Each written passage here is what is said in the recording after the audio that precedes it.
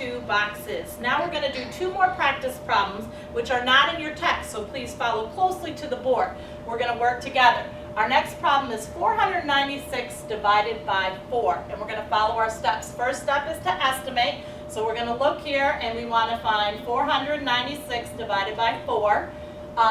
We have to look at our first number here. 4 and 4 is compatible. That is easy to use, so I'm just going to change this to 400 divided by 4 to get 100. So at the end, my quotient should be near 100. Now we're going to go through our regular steps. What is 4 divided by 4? That is 1. Next step then is to multiply. 1 times 4 is 4.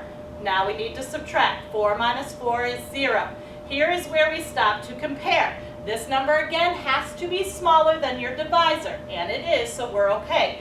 Now we see that we can't do 0 divided by 4, so we're going to bring down my next number from the tens. Now we can do 9 divided by 4, which is 2. So 2 is going to go right above my number in the 10 spot. Then same steps, multiply. 2 times 4 is 8. Now we're going to subtract. 9 minus 8 is 1. Again, now we have another checking point to compare. 1 is smaller than 4, so we're okay. So I don't have to go back up here and change my number. However, though, I cannot do 1 divided by 4, so I'm going to bring down my next number. Now I have 16. What is 16 divided by 4? That is 4. So 4 times 4 is 16, and we subtract. 16 minus 16 is 0. Now I can go up here, and my quotient is 124. Is that a reasonable answer? Let's go back to our estimate. Our estimate, we said, was 100. So yes, that is a reasonable answer. So again, we have our dividend is 496. To review your math words really quick, your 4 is your divisor, 124 is your quotient, which is your answer. At this point, if you have any questions, please take a minute to write them down, and let's do one more example. We have 354 divided by 6. Again, we're going to estimate first off on the side. 354 divided by 6. 3 cannot be divided by 6, so I need to look at the first 2 numbers. Now 35 doesn't go into 6 evenly either, but what number does?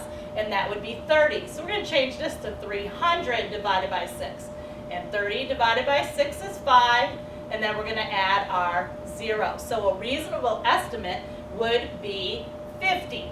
Okay, now let's go through our steps. Again, we said that we can't do 3 divided by 6. Again, this was telling us where we're going to put our first digit. We're going to put it in the tens place.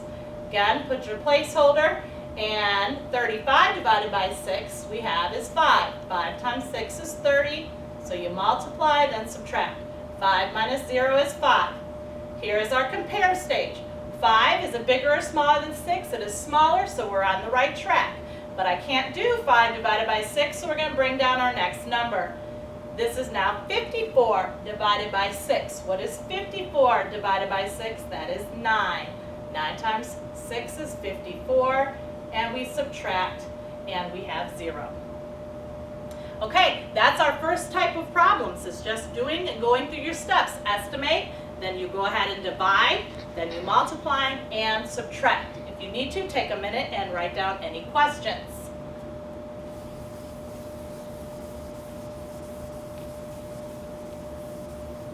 Okay, now we're moving back to page textbook 102, so you can follow along there.